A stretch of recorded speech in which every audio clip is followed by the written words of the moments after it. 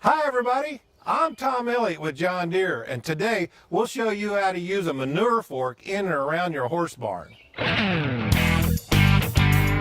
Like we said before, if you have livestock, then you've got manure.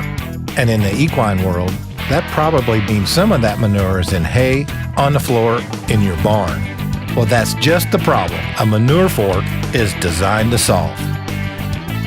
Frontier AM20F manure forks have working widths of 50 or 60 inches, are 21 inches high, 24.7 inches deep, and use 7 times to remove manure-filled hay or bedding from inside your barn or stalls.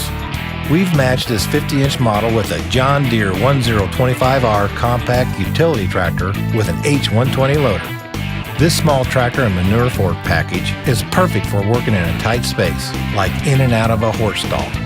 This tractor also came with a factory-installed John Deere 260 backhoe, which provides plenty of ballast for any implement we might use with this tractor. The key to using a manure fork in this setting is to run the tines as close to the ground or barn floor surface as possible. Outdoors, you might even penetrate the surface.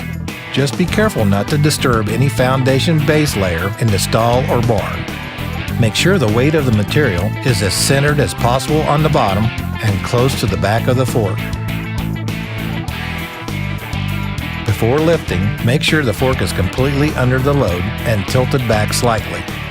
You should also decide exactly where you want to dump each load before you start.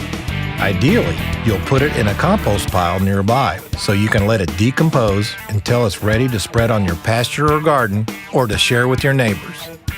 When it comes to fertilizer, there's really nothing better than properly composted manure.